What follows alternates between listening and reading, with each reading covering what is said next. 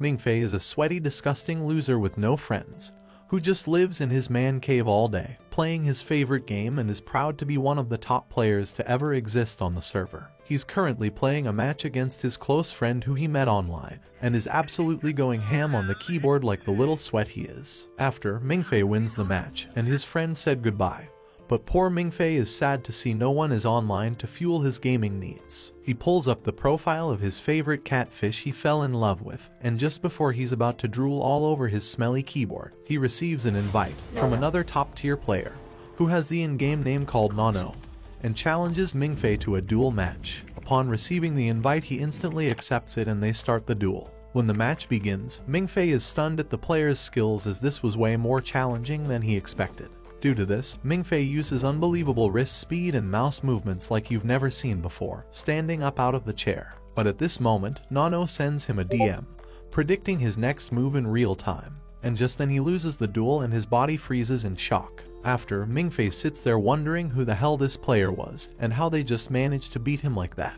Upon checking the profile for more information, Mingfei realizes it's blank, so he logs off and stops playing. We then get a change of scene, and it turns out that the person who beat him was a girl called Chen Mo Tong. She's a ranked dragon slayer who is attending at the castle college, but she goes by the nickname Nano. Nano is driving around the city with a few of her friends from the castle college, and they find out that the principal of the college is interested in Mingfei, as he is apparently capable of being an S-rank student. But Mo Tong doesn't understand why, which is the reason why she wanted to challenge him in a duel to see what all the fuss was about. She gets annoyed because Mingfei has received a scholarship from the principal of Castle College, but thinks he doesn't belong at such a school, especially after beating him in a 1v1 match. Her friends are also confused and ask Nano to find out more about him, so she logs onto the Castle College AI system called Eva. Eva greets Nano, and she starts asking questions about Mingfei's life, hobbies, and personal interests. She found out that Mingfei has no friends at school, little to no presence in life, and only likes to play video games. He was also abandoned by his parents when he was younger, and now lives with his aunt and uncle, who pick on him all day, along with his mean cousin named Mingzei. Mingfei likes to troll Mingzei by pretending to be a girl online, and dates him in the game for revenge. His aunt and uncle shout at him to start making some money soon, otherwise no colleges will accept him, and he will be a brain-dead, no-life chump without any future. Nano finds out Mingfei also has a crush on a girl he likes at school named Chen Wenwen. However, Nano wants to know more about his dreams and inspirations and where he sees himself in the future. But upon checking his dreams in life, Eva informs her that he only wants to be a simple worker at a newsstand, so he can make just enough money to update his games and stay online for as long as he can. After hearing this, Nano is taken aback and her friend nearly swerves out of the lane, as they are all confused as to how the principal wants him in the college, as he's nothing but a lonely shut-in, dreaming about catfish cuties. After being kicked out the house to get some groceries and items for the house, he stumbles across the mailbox and asks the guy if he has any letters for him, and he receives some new letters and a package containing a device letting him know that he was rejected by the International University, but has another letter accepting him into the Castle College. It reads that he will be mentored by Professor Guderian, the one who sent this specifically for him. He thinks this must be a dream, and tries to wake himself up, but it was in fact a reality and a real letter, so the boy rushes home to tell his family. When they read the letter, they think it was some kind of joke, and his aunt loses the plot as she thinks he must have forged a fake letter, and tells him he's nothing but a little brat. His cousin Mingzei tells him there's no way he's getting into that college, as people who attend that academy are normally human hybrids, or people born half human and half magic, so how can he even attend this place? Mingzei tells them all about a guy called Chu Zai-heng, a famous human hybrid who is known for being one of the strongest students in the entire Castle Academy. Mingzei states that nobody can even compare themselves to a person like Chu Zai-heng. But just in that moment, Mingfei enters in a dreamlike state while his folks argue about him. And in this dream, a helicopter rises up to their apartment and a man steps out, who happens to be the one and only Chu Zai-heng, inviting Mingfei to join the academy. And he even bows down before him, calling Mingfei his master and that they have been waiting a long time to see him. However, he gets out of the daydream and back to reality, and thinks that maybe his family is right about all this, and maybe someone was playing a joke on him, so he starts to walk away. But right then the device that was inside the letter starts to ring, and his aunt informs him that the person on the line wants to interview Mingfei tomorrow about the recent acceptance of the Castle College, and their faces drop. Later on, Mingfei speaks to his best friend online, and he seems to be the only person who's excited to hear about the news, and gives him some tips on how to present himself in the interview. The next day, Mingfei arrives at the building located in the main city for the interview, and upon arriving, he is surprised to see some of his fellow classmates from his previous school, as they seem to have also gotten the same letter. And one of the students is his long-life crush, a girl called Chen Wenwen. As they all wait in line for the interview, Mingfei asks Wenwen how she ended up here, and also gives her some confidence, telling her not to be nervous as she's an amazing speaker, and the top of all her classes back in high school. And after she thanks him, the interviewer takes them in, one by one, and after some time they eventually get to Mingfei. He has spent the previous day repeating several interviewer questions and answers in his head, so he doesn't mess it up. But when the examiner asks him the questions, they say things that are completely random, like if he believes in aliens, which completely threw him off guard, as he was expecting they would ask him something normal, like where he grew up and his life story. But one of the other interviewers, who is typing up the answers, told him he didn't care about his life and only wants him to answer these simple questions as they are extremely important. After that, Mingfei told the guy that he does believe in aliens, and that every night he looks up into the night sky and stares at the stars, and told them that the universe is too wide and that there must be life beyond Earth and on other planets out in the galaxy somewhere. After these random questions, he gets up and leaves, apologizing to the examiners, and said he must have signed up to the wrong college, and exits the building. While he walks outside, we see a man storm into the building and confronts both examiners about Mingfei and how the interview went. But they told the man, who happens to be the Professor Guderian, that Mingfei has just quit the interview after the first question, so the man rages at these two, saying how they should have begged him to stay and that they must call the cell phone and bring him back. But the interviewer is confused why the professor is so angry at him leaving. While walking home, Mingfei saw Wenwen and she asks Mingfei if he wants to go to the graduation party together, and Mingfei accepts. Mingfei hopes to get married to Wenwen one day, and spend the rest of his days with her and live somewhere in the city and settle down now, as he thinks he just messed up the chance to enter the Castle College. But when he gets home, his aunt tells him that a man called Guderian called them and that Mingfei has passed the interview and can enroll in the Castle College. The next day they head back to the building to speak to Professor Guderian, and this time his aunt, uncle and cousin join him as they need to discuss his studies. His aunt immediately wants to know about the money and where he will be staying, and the teacher tells her that his scholarship will be gifted with the $36,000 into his bank each year,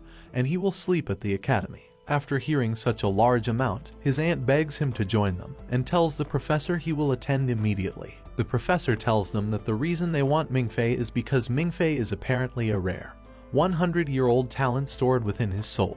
But this confuses his aunt and uncle, but he then brings out a letter written by Mingfei's mother and father, and it turns out they were honorary students of the Castle Academy, and gives the letter to him. Mingfei is in shock as he always thought they just abandoned him for no reason. But all along they were away studying at the school the whole time. He excuses himself from the table and heads into the toilets crying as he reads the contents inside the letter. His mother explains what happened to them and why she left him that night, and that she has always loved him and is the only thing she truly cares about, but due to her bloodline she had to attend the Castle College. She also told the professor that when her son Mingfei is of age, she wanted to request for the principal to give him a scholarship and wishes him nothing but a good life. At this moment Nano approaches him, as he was crying inside the girls' bathroom, and she tells him that he should probably leave this building if he's going to cry like that, and escorts him back to the meeting. Once he gets back, the professor asks him what he thinks about enrolling into the school, but he tells him that he needs more time. However, upon hearing this decision, Nano tells them all that the reason for Mingfei's hesitation is due to a girl he has a crush on and doesn't want to leave her behind. This shocks Mingfei, and is totally surprised that she might know Chen Wenwen. But then she explains how she just guessed it randomly. But after that, she gives herself away on who she really is, as she said something that she said to him in the duel match that night in the game, and he instantly remembers it and figures out that Motong is actually Nano, and the same person who managed to beat him in the game. After he sits on the rooftop and wonders how she knows so much about his private affairs, and begins to take out his phone and starts to confess his feelings towards Chen Wenwen. But as he's doing this, Nano appears behind him, startling him. She tells him that Eva, the artificial intelligence, can easily locate his location, and she came here from orders of the Professor Guderian to try and convince him on joining the academy one last time. But Mingfei hesitates again, all because of his crush Wenwen, and tells Nano that he loves her and that he can't leave her behind, until he tells her his feelings. However, Nano tells him that she knows that Wenwen doesn't like him back and that he will ruin his chance on joining the academy for someone who doesn't even love him back. But he still thinks he has a chance, as she offered to go to the party with him. After, Nano tries explaining to him all the reasons why he's making the wrong choices in life, and then said that if he does not join now, then this will affect him forever. The next day, Mingfei meets with Chen Wenwen for the graduation party for tomorrow, buying some supplies for the party. But while they're out, Nano approaches him again, advising him to immediately leave Wenwen. She said that the professor is leaving tonight, so he must make his decision by then. However, Mingfei has already planned out to confess his feelings to Wenwen at the graduation party, so he refuses her offer again. After, Mingfei is seen practicing his confession in the mirror for quite some time, so he will be ready for tomorrow. As Mingfei doesn't have a penny to his name, he picks flowers out of the ground to give to Wenwen. While the party was about to begin, his friend Zhao Menggu brings him a suit. After putting on the suit, he heads towards the main stage for the graduation and greets two other students who are also wearing suits, as they have been hired by Zhao Menggu. After, Mingfei plans his next move and decides to head onto the stage with the flowers to confess his love. However, just as he is about to say his speech, Zhao Menggu walks out with some flowers in hand and makes his confession to Chen Wenwen. All this time, Zhao Menggu was playing a prank on him, and what's even worse is that Chen Wenwen was in on it. And she too expresses her feelings towards Zhao Menggu in front of Mingfei, and they start dating right there. Mingfei stands in complete silence, feeling the betrayal of his close friend, and is completely heartbroken. While Mingfei is feeling deep sadness and rejection, suddenly, Nano appears in the most beautiful outfit, making his classmates gasp in surprise as she elegantly walks down the steps of the graduation ceremony. Nano approaches Mingfei with her subordinates and claps her hands to signal the girls to change his outfit. After, the gorgeous Nano locks arms with Mingfei, while expressing to Wenwen and Zhao Menggu that Mingfei has more important things to do than to be here. And this annoys Menggu, so Nano tells them both that this is the last time they will ever see this version of Mingfei, and walks out the building. Nano tells him it's okay to look back at her one last time, but Mingfei refuses and doesn't turn around like an alpha Chad.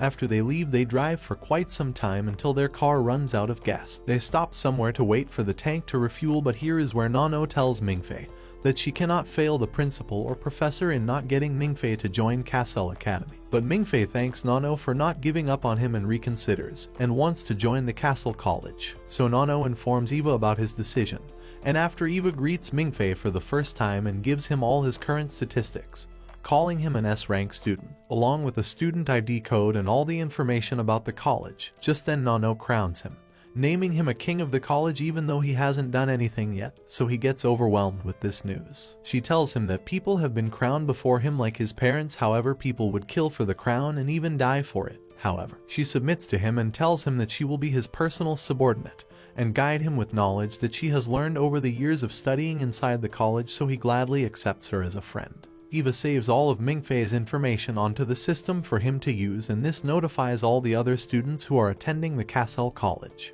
A few days later, we see Mingfei at the airport where he asks the officer about the CC line that he is supposed to take to get to the college, but the officer says that there is no such line, and that he doesn't entertain beggars. Mingfei looks at himself and his $20 and says that he is not a beggar, but then looks around to see a bunch of other beggars who look exactly like him with all the ragtag luggage on their back. The officer tells him to go to the Chinese embassy and ask for accommodation and food there, and then walks away, leaving him feeling more and more like a scammed NPC. He decides to go to McDonald's to get a burger, but gets refused service as they don't serve beggars either. Just then, he meets a silver-haired boy named Finger, and I'm sure ladies in the comments would love to meet him, but turns out he's broke, as well as he asks Mingfei for some money to buy some soda. He looks at his hands and notices the Castle College card in his hand and asks him if he was a student there, and takes out a similar card himself. He says that he is his senior and then takes his money just for the sake of it. Later that night, they both sit together and Finger reveals that he is in his 8th year, and typically a student graduates in 4 or 5 years, but he had to repeat a grade 4 times in a row because he's just that awesome. They both sit down at the metro station and wait for the CC line that they are meant to board in order to get to the college. Finger explains that the college is hidden in a valley and the easiest way to get to it is by the CC line unless you own a private jet and have permission from the headmaster. They wait until midnight before they fall asleep, and Mingfei has a dream where he finds himself in a war with people running in rows, and then he wakes up to see a big moon outside the station's window and a young boy sitting beside him on the ground. The boy looks at him and speaks to him as if he knows who Mingfei is, and calls him a brother, but then Mingfei wakes up again and finds out that he just had a dreamception. Just then, Finger wakes up as well and says that the CC line is here, and they both hear a man walking towards them with a bell in his hands. The guy announces that the CC 1000 express train is here and all students are to board it with their luggage and tickets. Finger walks up to him and the guy tells him that he didn't expect to see his failure of a face there, and Finger says that he has been demoted once again and has made the record of consecutive demotions, making him come down from grade A to an F after that. Mingfei also walks up to the conductor and tells him that he is a new student named Mingfei. Hearing his name, the conductor starts freaking out and asks if he really is the new S-grade student, and asks why hasn't the professor arrived in his plane to pick him up. Hearing this, Finger freaks out as well and asks if that is all true, and then Mingfei himself freaks out because he doesn't want to feel left out. With that, he checks in and the whole airport lights up and the underground passageway opens up for him, and the CC 1000 express train arrives with Professor Good popping out of it like Mario. They all board the train as the students change into their uniforms, and the professor asks Mingfei to sign an NDA as is customary for all students of the college because they study some special subjects here that aren't taught anywhere else in the world. After that, the professor explains that they study about dragons and asks Mingfei about his opinion on them. He says that they are just legendary creatures, part of various myths and stories, but the professor says that they are real and humans, and dragons have been at war for a very long time, but normal people don't know, and here at Castle College they study ways to kill dragons and produce heroes who can help mankind. After hearing him out, Mingfei says that perhaps the professor needs a mental doctor rather than a dragon slayer. But then he suddenly faints and has a dream about the same young boy who tells him that dragons are real and show him a scene with a real dragon atop an ice-covered peak, and explains that long ago, a human killed the Dragon King on its throne and he became the first human emperor. And when the dragon died, everyone celebrated, and it is because of the human hero that civilization has managed to advance so far. With that, he vanishes and Mingfei comes back to his senses. He wakes up and tells the professor that maybe he is crazy, but the professor brings in one of his associates who brings 2 boxes with himself. The man says that in his 40 years of career life, Mingfei is the second S-grader he has seen, and sadly the first one ice-skate himself with Truck Kun. After that, they open the first box and show him a dragon scale and ask him to try shooting at it with a gun. Mingfei says that he has experience with guns thanks to his military training and takes a shot at it, but the bullet bounces off, showcasing the scale's toughness. Mingfei says that it can be some advanced tech and then goes on to look at the other box, which shows a baby dragon inside a capsule in a sleeping state. The professor tells him the story behind it, but Mingfei thinks that it's just an action figure and tells them to grow up already. He looks closely at the dragon and it suddenly wakes up and tries to break free, but thanks to the new nanotech case, it goes back to sleep without escaping. The professor says that it must have reacted to Mingfei's strong genetics, and he thinks that his ancestor, Andrew Tate, must be happy hearing this. After that, they all arrive at the college and Mingfei walks in with the professor. While walking through, he asks the professor why they didn't see any students there, and the professor starts wondering as well. Just then, air sirens start going off and the professor realizes that things are about to get crazy, and he takes Mingfei and starts running off to take cover behind a pillar. Suddenly, lots of young people come out from all sides wearing red and black suits. The 2 groups shoot at each other and the whole place turns into a war zone. The professor gets hit as well and he goes down early on. This crazy war continues until only one woman and the leaders are left from both groups. The leaders come out in the open and face each other off, revealing themselves to be the leader of the student union, Caesar, and the president of the Lionheart Society, Ziheng. They both start fighting each other like the Opus protagonist from a fighting anime, and makes Mingfei look like the NPC he is in comparison. While they both get busy killing each other, the 2 girls come face to face with Mingfei in the middle, and the red team's girl turns out to be Nano. Nano points a gun at him and tells him to get down and takes a shot at the girl behind him. But she gets hit first, and it looks like the black team has won, but then Mingfei goes into Ultra Instinct by giving his body up to the young boy who has been appearing in his dreams, and they manage to shoot down the girl as well as the two leaders like a boss. After that, Mingfei sits down beside the pillar and gains control over his body, and suddenly a massive group of nurses and medics arrive on the scene and start treating everyone. Alongside them, a bald man in black suits walks in as well and complains about the waste of money that the students did with this event. Just then, the professor wakes up as well and explains that they use anesthetic paint bullets that mark their target and put them to sleep without actually damaging them, and that today was a free day at the college and the students decided to play an expensive game of paintball shooting to see who's better. After that, he falls back asleep due to exploding another bullet on his chest while explaining its function to Mingfei. The bald guy turns out to be Professor Man, who is in charge of finance and discipline at the college. He calls the principal to complain about the mess these students made out of his college, but the principal says that it's their right, and that the college will pay the $200,000+ in repair costs, and he regrets not being able to join them this year and will make sure to join them on free day the next time. After getting cheers from the student body, he asks if Mingfei is there and tells him to join his class and says his goodbye. Once the call is done, Professor Man tells him to go to his dorm unless he wants to die, as he notices the jealous, bloodthirsty stares of every student present there. Later on, Mingfei gets to his dorm and it turns out to be a big room for 2 people. His roommate is none other than Finger Senpai, and he offers to take him out and show him around the college on his first day. He takes him to different buildings inside the college and explains that on college grounds, no one can use spirit language thanks to Professor Man's dad, who lives in the watchtower and uses his powers to cast a barrier around the college. He then takes him to the only classroom where people can use spirit language, which is for teaching purposes, and explains that it is a kind of power that comes from resonating dragon language with dragon bloodline. Basically, you gotta have the blood of a mage and should know magical chants, or else you will be branded a muggle and sent to Harry Potter NPC verse. While walking through, they come across various students practicing their spirit language, and one of them accidentally loses control over his water spirit, but another student freezes it up and saves everyone else. Meanwhile, somewhere on an airship, the principal has a drink with his friend, Mance, and asks him about the students during the age of the last Dragon King. He then says that instead of soldiers this time he wishes to produce geniuses that can lead mankind into a new age of peace with no threat of dragons, and to that end he is willing to train Mingfei himself. After that, he asks him about a secret mission that they are going to start, and their airship continues moving forward towards their destination. Back at the college, Professor Good comes to pick Mingfei up and he takes him for his 3E exam.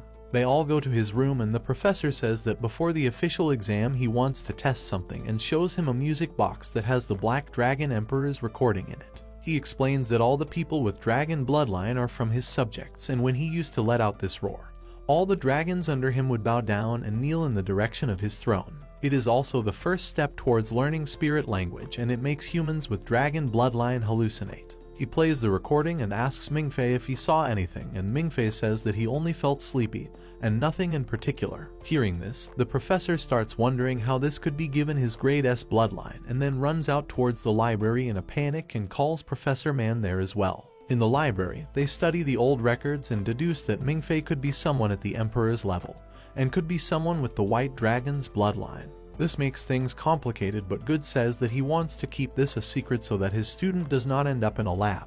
The following day, all the new students have their 3E exam, and Mingfei just cheats his way out of it by copying the answers that he got from Finger Senpai. He also has a dream about the young kid who introduces himself as his brother, Mings, and Mingfei ends up sleeping for 2 hours in his 3-hour exam. What a Chad. Later that night, Mingfei hears a bell and has a dream about Mings again, where the boy tells him that this is the bell of death, and it means that someone is about to die and he is going to get in trouble. But it can also be an opportunity and asks him for a perk. Mingfei thinks back on how Nano found him on the rooftop and says that he wants the ability to have his map open so he can see the location and layout of everything in the world. Mings grants it using a spell, and Mingfei wakes up for real with Finger calling out to him saying the emergency alarm has gone off. They all rush out and notice that all the grade and above students are to gather in the meeting hall, where the professors tell them that during a mission they found the palace of the Bronze Dragon King and 2 of their board members are stuck down there as the palace is continuously changing and making it hard for them to escape. They show them some pictures of dragon writing that they found in the palace and tell them to try and decode it in hopes of it showing a way out of there. There are only 20 minutes left and they are seeking help from all over the world, and with that all the students start taking shots at the code. Meanwhile, Mingfei looks around like a doofus and just notes how everyone else is doing their best while it being his first day in this new world. He doesn't know anything. He notices one of the new students who is great at trying her best as well and starts feeling even lesser about himself. Just then, he gets motivated and remembers about the open map he has and uses it to find the key to getting out of the palace and submits it. With that, they are able to send it to the people in the palace and find a way out for them. But it turns out that they don't have enough oxygen left to come to the shore. These two members are the same people who took Mingfei's interview for the college, and they both love each other. They give it their all to make it to the surface and deliver the cocoon that they retrieved from the palace, but on their way, they are attacked by one of the Dragon King's retainer, a sea dragon, and it ends up killing both of them, but not before they manage to deliver the cocoon to the higher-ups in the airship. The sea dragon starts chasing after them to get the cocoon back, but Mance fights back with full force to avenge his dead partners. It becomes a long chase where the sea dragon keeps feinting them and manages to kill Mance's secretary as well. In his grief, Mance shoots back at the beast with his machine gun, but it's all in vain. The airship starts losing power as well, and it looks like it will be the end for them all, but then Mance notices that they are near the dam and he commands the ship to go straight for it and make the sea dragon follow them and kill it by crushing it in between the dam's gates. Their plan ends up as a success, but not before the dragon manages to shoot one of its teeth through Mance's stomach. Later on, the principal announces that their mission was a success, and they managed to get their hands on important dragon writing and artifacts thanks to Mingfei and the other students' help. After that, the bell at the college rings indicating the death of some of their members. On their way out of the hall, Zheng thanks Mingfei for his contribution and invites him to join the Lionheart Society as his successor, but Mingfei refuses, saying he can't possibly take such a position. Back at the airship, the principal walks out and sits down with his dying friend. He reports back to him about the mission and tells him to keep the information about their loss from the students and to just tell them to look forward to their next. Besides that, he tells him to check upon his adopted daughter, Nano, as well to make sure she stays safe. Some days later, Mingfei receives an online invitation from Nano for a ball dance on behalf of the student union. Mingfei goes there alongside Finger and he tells him that the leader of the student union, Caesar, is going to be the heir to the famous Western Gattuso family. He is quite arrogant in his speech, and this looks like his way of inviting him in the student union, same as how Zheng invited him earlier. Mingfei says that he has no intention of joining, but Finger tells him to go because there will be expensive food and drinks, so why not, right? Later that night, they go to the ballroom and it turns out Nano is actually Caesar's fiancée, and he held this party to tell her happy birthday. They all have a dance and Finger snatches Mingfei because he knows he won't get any girls anyways. But later on, the blonde-haired new student that Mingfei has been looking at for a while walks up to him and helps him deliver a great dance, making everyone cheer for them. Once the performance is over, Caesar formally invites Mingfei to stand beside him, but Mingfei says that he needs time to think about it and then goes out to look for Nano, who took her leave earlier to catch some fresh air. Outside, she invites him to drive her to the top of a hill, and they both drive away. Meanwhile, the college goes into high security alert as 13 intruders infiltrate the facility, and it looks like they are after the cocoon they retrieved from the Dragon King's palace. Caesar and Zheng gather their groups and are stationed at key positions to capture the intruders, while the rest of the faculty and students are put on duty as well. They manage to quickly catch 7 of the 13 intruders, but none of them reveal the identity of their leader, claiming that they never got to see their face. With most of the elite students out on missions, the principal and Professor Man decide to request his father, the Night Watcher, to undo the spirit language seal so they can use their powers and protect the college. The request goes through, and with that the enemy is also able to use their spirit language to hide their presence from everyone. 4 of them walk inside Caesar's place alongside their leader to keep him busy, while one blonde-haired girl is sent to deal with Zheng, and one comedic relief character is tasked with the most important mission of retrieving the cocoon. I'm sure there is nothing wrong with those role assignments, right? The leader reveals her identity as Mai, and she is the Sister Aki, one of the people who died in the last mission to retrieve the cocoon from the Dragon King's palace. She says that it has nothing to do with her sister and they are there to simply fulfill their mission as given by their employer. Caesar uses his spirit language called Scythe, which enables him to detect and react to even the smallest of movements in an area around him. With this ability, he manages to cull down their numbers, and at the end only Caesar and Mai are left to face off against each other. Mai has the ability to conceal her presence and use super speedy movement to deliver precise strikes to kill the enemy like an assassin. It's the complete opposite of Caesar's ability, and their clash ends up in a draw when Caesar manages to block all her strikes but barely. On the other hand, Ziheng is revealed to have one of the most pure bloodlines among the students beside Mingfei, and his spirit language is the ability called Dragon King's Flames, an ability to set anything around him on fire and to control it. It turns out, the blonde girl on the enemy's side also has this rare ability, and it becomes an equal clash of flames. Meanwhile, the comedic relief guy manages to make his way to the underground chamber where the AI resides. Thanks to information from her, he manages to reach the underground research facility where the cocoon is kept, but on his way he accidentally loses his phone and also opens a locked door that was supposedly there since 1912. At the end, he sneaks inside the facility and sees the principal showcasing the cocoon to the researchers there, and they all notice that there is a crack on the cocoon, and from the CT scan report they find out that it was formed due to the hatching process instead of an accident as they had presumed. The scientists try to dissect the cocoon to see if there is anything living inside, but the principal threatens them and tells them to go out because they can't risk unleashing a dragon on the college. As the principal escorts them out, the comedic relief guy sneaks in and takes pictures of the cocoon and decides to break the case and take it with him for the $5 million cash he will receive as reward, but at the end, he loses his balls thanks to the illusions that he gets from being too close to the cocoon, and he decides to walk back empty-handed. But to everyone's surprise, a shadowy figure walks in after him and breaks the seal himself and feeds the cocoon some of his blood to unleash the Dragon King, Constantine. Back at the college, Caesar and Mai's fight ends up in a draw when a massive blast pushes them both away, and it leaves the area without electricity. They walk up to see what caused it and find burning footprints on the ground indicating that it could have been the doing of Ziheng and the other girl. While all this is happening, our boy Mingfei is enjoying a ride up the hill with his hot friend, Nano. On his way, he gets a vision from Mings who tells him that he can help him capture Nano's heart if he wants to, and then tells him to stop being such a chicken and to follow her advice from earlier and bring her a gift for her birthday. He decides on giving her flowers, and Ming says that he will make it happen. Later on, they sit down with their feet and spring on top of the hill, and Mings tells him that she wants him to join the student union so he can be her little brother and she will protect him. Mingfei thinks about it and asks her about Caesar, and she tells him that it was a political marriage and in the end she is her own person.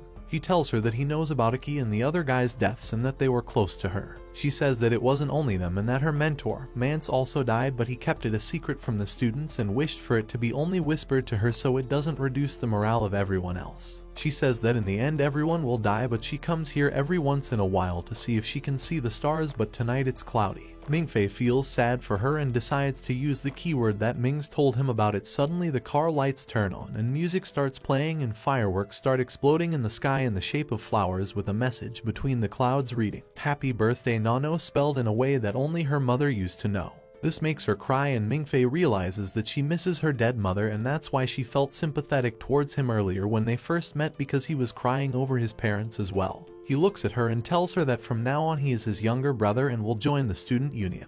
After that, they both get back in the car and start driving down to the college, and Nano finally gets some signals and receives Caesar's message telling her that the college is under attack. Mingfei starts panicking about it, but Nano tells him that the college should be fine and most likely by the time they reach back, the fight will be over. Meanwhile, Ziheng and the blonde girl are fighting to a stalemate with their fire powers, and it looks like the girl has the upper hand, but she doesn't want to kill the guy and is only there to stall him. On the other hand, the comedic relief guy drives off on a bike and makes his way out of the college, but then suddenly gets hit by Mingfei's car from behind.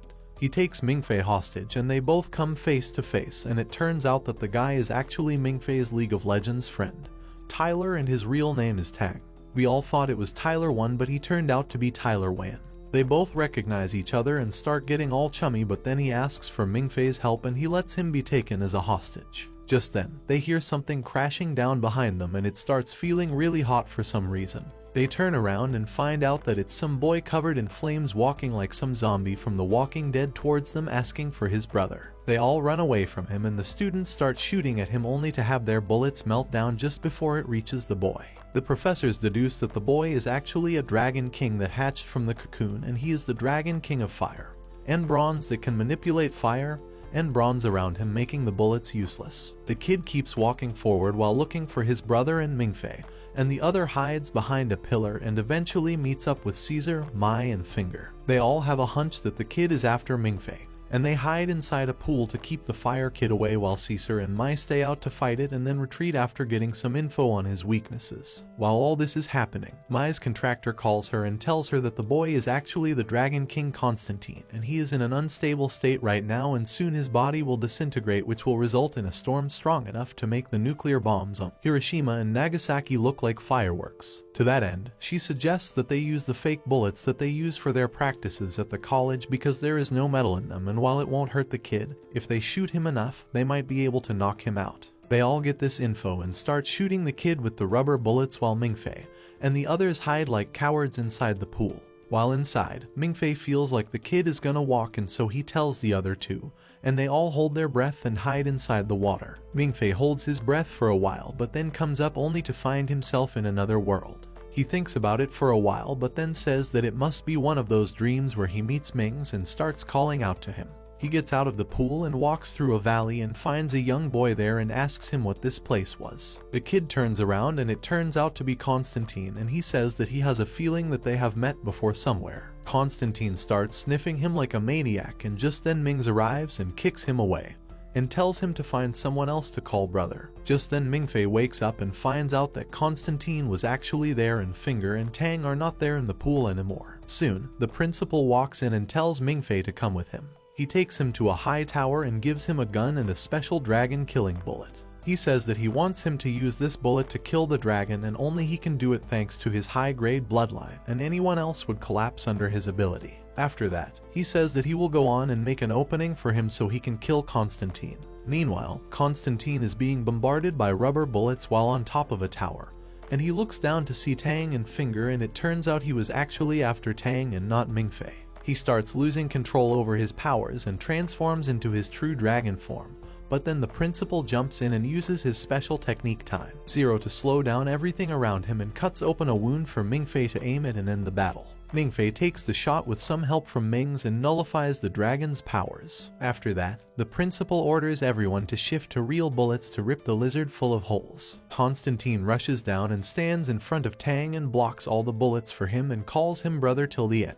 Tang doesn't know what he is saying and starts running away into the forest, but on his way he starts getting visions from his previous life and finally realizes that he is actually the Dragon King of Fire and Bronze. Norton and Constantine was his younger brother. Having seen his brother die in front of him, he goes back to the underwater palace and starts recovering his strength and awakens his servant, Sea Dragon, as well. On the other hand, the principal has a meeting with the Night Watcher and reveals that the reason they can't truly kill dragons is because they create these cocoons before they die with all their DNA, and it eventually hatches into a new Dragon King.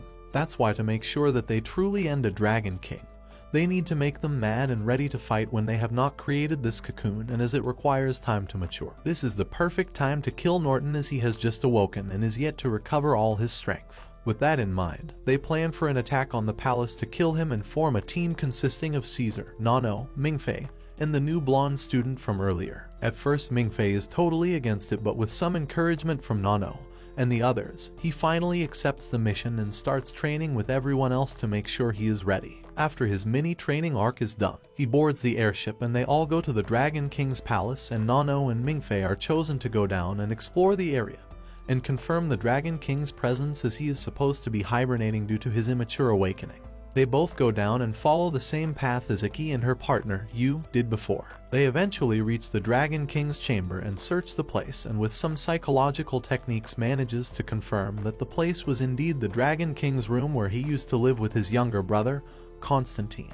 After that, they take some stuff to research and make their way back to the surface, but while doing so, the city starts shifting just like how it did at Iki and use time, and it becomes a race against time and traps to get out. On their way, they find Yu's corpse holding a massive book as well, and they retrieve it and eventually get out after having Mingfei's swimming gear destroyed. Nano gives him her gear and says that she can make the rest of the way up on her own, and they both start swimming up. Meanwhile, the airship is attacked by the Sea Dragon and it destroys one of the engines. Caesar takes control and orders them to run away from it, but the Sea Dragon keeps chasing after them and leads them towards a cliff with Norton standing on top of it. Norton jumps down and rides the Sea Dragon and then uses his powers to combine with it and become a massive Pokémon. Let's call him Tangmon. Tang Mon starts chasing the airship to take them down, and Caesar decides to fight back instead when he finds out the Zihang is also there thanks to his scythe ability. He makes a plan to distract Tang Mon in a one-on-one and then strike him with a powerful attack from Zihang. When their abilities clash, it will cause a massive explosion, blinding anyone looking at it, but then at that point, they will launch a special missile at Norton's real body and destroy him. Just like that, they throw down a rescue pod for Mingfei and Nano and start fighting the Pokémon in front of them. Caesar puts on a blindfold and activates his ability to aim at the dragon. Tang Mon deflects all the bullets like some Chinese Opus character, but it's all according to Caesar's plan, and he eventually releases his technique to reveal Zihang, who attacks Norton from above with his King Flames. Norton responds by firing back a similar attack, and as predicted, the explosion blinds them all except for Caesar, who had a blindfold on, and he commands the blonde girl to launch the missile on his command. The missile hits Norton's real body and sends the fusion to the depths of the ocean, marking their victory. Meanwhile, Mingfei and Nano find the escape pod, and Nano pushes Mingfei in and locks the door. Mingfei wonders what she is doing, but just then the drowning Tang Mon pierces through her chest with one of its stingers and makes her join the Dead Donut Gang. Looking at his only chance at losing his virginity right in front of him, Mingfei starts throwing a tantrum and goes kind of crazy. This makes him enter the inner realm, where he meets Mings, who offers to help him defeat the Dragon King and save his potential wife. Mingfei becomes interested in his words but feels really mad at himself for being this worthless piece of failure. He always lets others save him and can't do anything to help others back, but then with some help from Mings, he uses the most opus jutsu in the history of DOTA, Talk No Jutsu. He uses the famous Talk No Jutsu on himself and cures his depression, something that none of you watching has been able to cure yet. With that out of the way, Mings tells him that he can make a demonic pact with him where he will grant 4 of his wishes and let him save Nano and defeat the Dragon King in exchange for the right to own his life and body if he ever claims to feel lonely and a portion of his own life. Mingfei accepts the terms, and Mings uses his power to give him lots of opus abilities, like using all kinds of spirit languages and some stat boosts. He also tells him about the book he is holding that he got from you, and says that it is actually the container for 7 weapons known as the 7 Deadly Sins that were ironically created by Norton himself long ago to kill humans. With everything in place, Mingfei comes out of the escape pod and rescues Nano. He can breathe underwater now thanks to his new abilities, and he heals Nano's wound and destroys the spike that is poking out of her stomach. He puts her in the escape pod and sends it back up, and then faces Norton, who is ready to eat him like fish food. Mingfei uses Spirit Block to seal his techniques and then unleashes the 7 Deadly Sins to fight the massive Pokémon. Their battle continues for quite some time as they exchange blows and strikes, and eventually Norton acknowledges him as an equal and decides to play it smart and hides away. He plans to strike him from the shadows and take him down, but Mingfei uses Scythe to find his location and manages to counter-attack and comes face to face with his real body. When he looks at his face, he realizes that it is actually his friend, Tyler Tang, and he becomes really sad.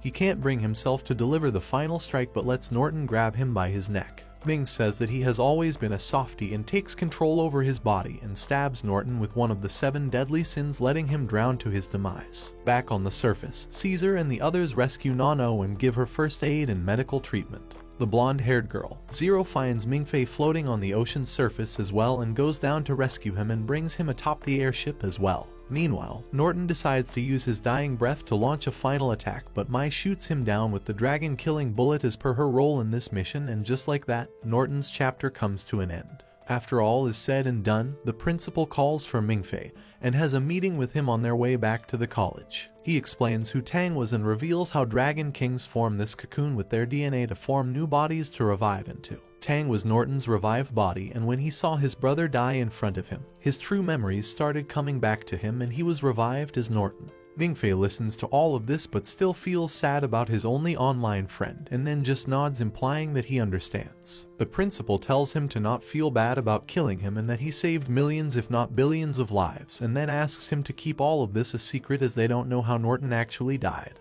He says that Caesar's plan was amazing but it shouldn't have been enough to put Norton down, and then somehow Nano and he comes back alive as well. He's sure that there is something he is hiding from them as well, and Mingfei thinks back on his contract with Mings and says that he understands and thanks him for not questioning him further. After that, The principal hands him a letter and says that they received it from an unknown address and it is meant for him, and he opens it to find out that it is from his mother, and she tells him how she is sad for not being there for him and how she is proud of him and that she and his father wishes to come visit him when he graduates from the college. Mingfei starts crying and then takes his leave. Later on, Mingfei returns to the college and talks to Finger and starts complaining about him posting sassy news and articles about him on the college's site. Just then, they hear a knock on the door and open it to find Caesar in a cooking dress asking for some sugar. Finger gives him some and reveals that Caesar and Seheng moved to the dorms alongside Nano and the vice president of the Lionheart Society. Nano comes by and gives Mingfei a chocolate and tells him that they are making more in the room. Finger immediately rushes out and starts hogging all the chocolate like his lonely ass, and Nano asks Mingfei if he will join them for dinner. Mingaifai says he has some other plans and then walks back inside, and just then he receives mail from someone.